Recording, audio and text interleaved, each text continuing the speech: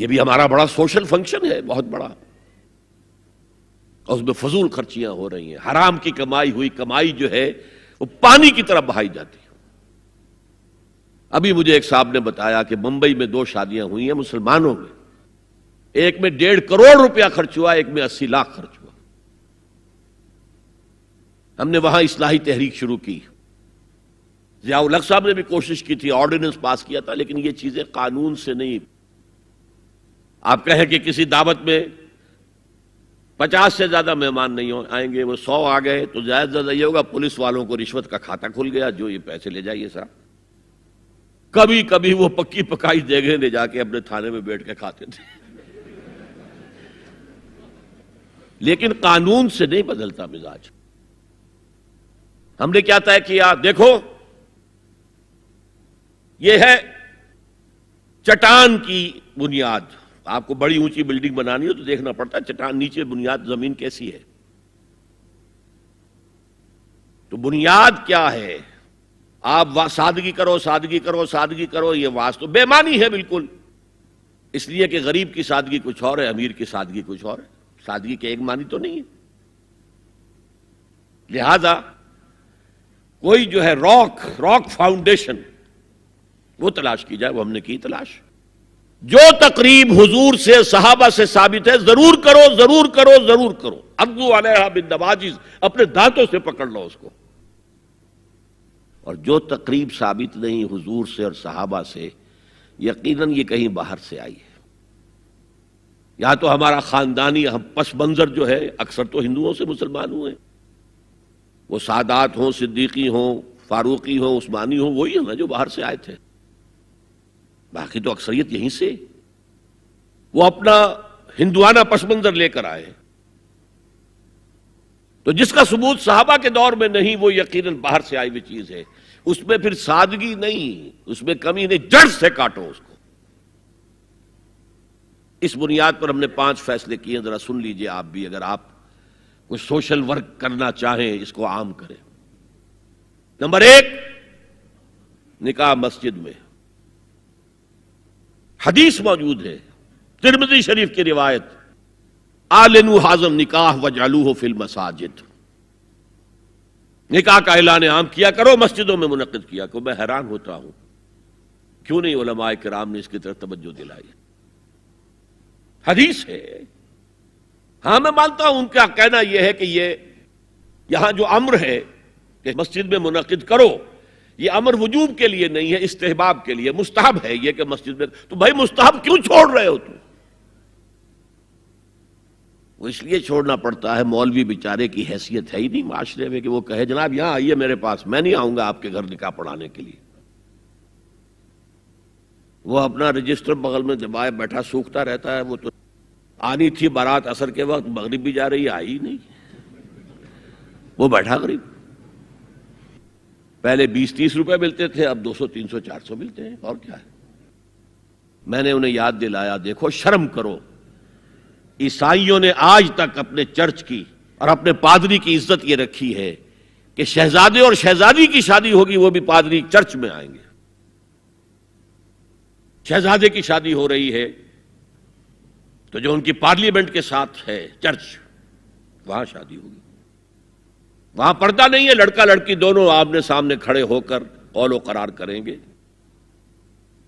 ہمارے ہاں پردہ ہے، تو اس لیے لڑکی کے گھر بھی جائیں گے تو لڑکی تو محفل میں نہیں آئے گی، لڑکی کا ایک وکیل ہوگا، وہ وکیل اجازت لے کر آئے گا، 2 اس کے گواہ ہوں گے، اس کے سامنے اجازت لی گئی، پھر وہ نکاح خواہ کو اجازت دیں گے، وہ نکاح پڑھا دیں گے۔ پہلی بات یہ ہو گئی کہ نکاح مسجد میں۔ نمبر 2، نکاح کے موقع پر کوئی دعوت طعام نہیں، کوئی ثابت نہیں۔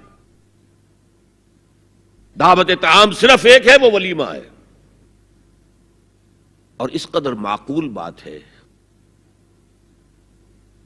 سب باپ اپنے سینوں پر ہاتھ رکھ کر سوچیں اور میری بات سنیں، کیا بیٹی کو گھر سے رخصت کرنے کا وقت جو ہے وہ خوشی کا وقت ہوتا ہے؟ جب بیٹی گھر سے جا رہی ہو، کوئی جانور بھی آپ قربانی کے لیے، کوئی مینڈھا کو بکرا لے آئیں 8-10 دن پہلے اور بچے مانوس ہو جائیں، تو وہ جب آپ ذبح کرتے ہیں تو پچھاڑے کھاتے ہیں کہ نہیں بچے؟ اور یہ لخت جگر ہے، نور چشم ہے، 18 20 22 برس گھر میں رہی ہے، وہ جا رہی ہے. خوشی نہیں ہے وہاں، صرف یہ ہوتا ہے اے سائی آف ریلیف کہ ایک ذمہ داری کا بوجھ تھا، اللہ نے آج پورا کرا دیا، اتروا دیا بوجھ. پھر بھی اندیشہ ہوتا ہے، پتہ نہیں مزاج ملے نہ ملے، نئے ماحول میں جا رہی ہے، وہاں جا کر ایڈجسٹ ہو یا نہ ہو، اندیشے پھر بھی ہوتے ہیں ذہن کے اندر. تو ان سے مرغ پلاؤ کھانا اور متنجن کھانا کوئی معقول بات نہیں ہے. معقول بات کیا ہے؟ لڑکا، اس کا گھر آباد ہوا ہے، وہ ولیمہ کرے، اس پر باقاعدہ احادیث اولبو ولو بشاتن، ولیمہ ضرور کرو چاہے ایک ہی بکری ہو تمہارے پاس، ذبح کرو، کاٹو، کھلاؤ گوشت اپنے دوستوں کو، احباب کو. یہاں تک کہا کہ بیسا طعام الولیمہ، برا کھانا ہے ولیمے کا کہ اس میں غریبوں کو نہیں بلایا جاتا. ظاہر بات ہے مسلی کھلانے کے لیے تو ولیمہ نہیں ہوتا، اپنے احباب کو، دوستوں کو بلایا جاتا ہے. پھر بھی میں تم سے کہتا ہوں کہ جسے ولیمے کے لیے بلایا جائے وہ اگر نہیں جائے گا تو اللہ اور اس کے رسول کے حکم کی نافرمانی کرے. تو جس رسول نے اتنی تفصیل سے حکم دیا ہو ایک دعوت کا، وہ دوسری دعوت میں بھی خیر ہوتا نہ بیان کرتا. جب نکاح مسجد میں اور کوئی دعوت طعام نہیں تو بارات کا تصور، خلاص. بارات کس بلا کا نام ہے؟ قرآن میں تو کوئی ذکر ہی نہیں، عربی میں یہ لفظ ہی نہیں. اجتماع طرفین مسجد میں ہوا، نکاح ہوا. لڑکی کو، حضرت فاطمہ کو رضی اللہ تعالی عنہا، کچھ خواتین جا کر چھوڑ آئی تھی اس حجرے میں جو ایک انصاری صحابی نے حضرت علی کو دیا تھا. ان کا تو کوئی گھر بھی نہیں تھا. کوئی حضرت علی آئے ہوں اور آ کر وداع کرا کے لے کے گئے ہوں، کچھ بھی نہیں. چوتھی چیز، جہیز کا کوئی تصور اسلام میں نہیں. خالص ہندوانہ رسم، خالص ہندوانہ رسم، خالص ہندوانہ رسم. ہندوؤں میں کیوں ہے؟ وہ اس لیے ہے، معقول بات ہے کہ لڑکی کا وراثت میں کوئی حصہ ہے ہی نہیں.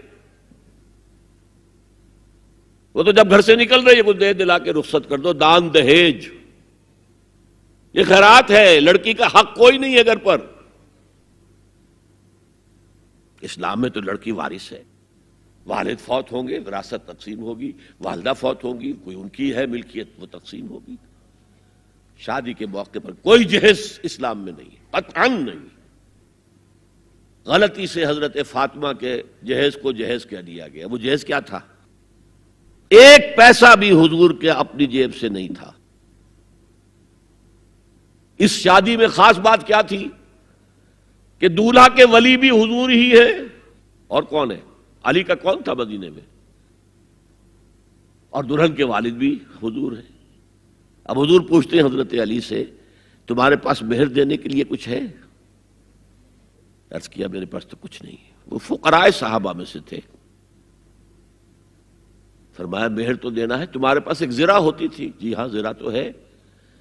انہوں نے یہ سمجھا زرہ تو جہاد کے لیے ہے، کوئی وہ دولت تو نہیں ہے. فرمایا جاؤ اسے بیچو یا گروی رکھ کے قرض لے کر آؤ. وہ گئے، حضرت عثمان نے خرید لی اور کچھ دنوں کے بعد واپس کر دی ہدیتاً. یہ زرہ میں ہدیہ آپ کو کر رہا ہوں. اس وقت اگر کہتے چھوڑو علی، کہاں تو لو میں پیسے دے دیتا ہوں تمہیں، تو ان کی طبیعت پر بار ہوتا. اس پیسے سے حضور نے کچھ پیسے گھر بھیجے اندر، دلہن کو ذرا تیار کر دو. اور کچھ پیسوں سے وہ ایک گدا جس میں کھجور کی کھال بھری ہوئی تھی اور 2 تکیے جس میں کھجور کی کھال بھری ہوئی تھی. ایک مشکیزہ، کنویں سے پانی تو لانا ہی ہے نا. ایک چکی، جو ہو یا گیہوں ہو پیسنا تو ہے نا. کوئی 1-2 برتن اور. اللہ اللہ خیر صلی اللہ. یہ تھا جسے جہیز کہتے ہیں، جس میں ایک پیسہ بھی حضور کا شامل نہیں ہے. وہ حضرت فاطمہ کا مہر تھا جسے بنایا گیا. ورنہ مدینے ہی میں دوسری آپ کی صاحبزادی کا نکاح حضرت عثمان سے بھی ہوا. کہیں ذکر ہے جہیز کا؟ حضرت عثمان کا گھر بھرا ہوا، ہر چیزیں موجود، وہاں تو جہیز کا تذکرہ نہیں. بہرحال یہ شادی کو آسان کرو زنا کو مشکل بناؤ. یہاں شادی کے لیے 9 من تیل ہوگا تو رادھا ناچے گی، ورنہ یہ کہ بڑی ہو رہی ہے، عمر ہو رہی ہے، سب کچھ ہو رہا ہے، لیکن کچھ تقاضے تو ہے نا، آخر کچھ تو کرنا ہوتا ہے نا، آخر کچھ نہ کچھ لوگوں کو تو کھانا کھلانا ہی ہوتا ہے نا، بارات تو آخر آئے گی ہی نا، کچھ نہ کچھ تو دینا ہی ہوگا، کچھ جوڑے کپڑے، کچھ یہ. اسلام کا فلسفہ جو میں نے 4-5 باتیں آپ کو بتا، فلسفہ یہ ہے کہ لڑکی کے باپ پر 1 پیسے کا بوجھ نہیں. اس نے لڑکی پال پوس کے تمہارے حوالے کر دیا، اب اور کیا چاہتے ہو تم؟ سارا مرد آزماں مرد آفرین، مرد کو چیلنج دیا ہے، تم مرد ہو، مہر تم دو گے. اور سب سے بڑھ کر کیا ہو رہا ہے آج کل بھی ہوتا ہے، وہ ہمارے ایک کچھ کام ہوتے ہیں اسلامی، وہ بھی ہے، کچھ وہی ہندوانہ پس منظر. نکاح کی محفل میں چھوارے کون لے کے آتا ہے جی؟ لڑکے والے. اور پلاؤ کن سے کھاتے ہیں بھائی؟ جس کو تمہیں مرغ پلاؤ کھلا رہا ہے وہ چھوارے نہیں بانٹ سکتا تھا؟ یہ ہے اسلام اور غیر اسلام کا امتزاج. چھوارے لڑکے والے لے کر آئیں گے اور پھر دعوت اڑائیں گے لڑکی والوں کی طرف سے.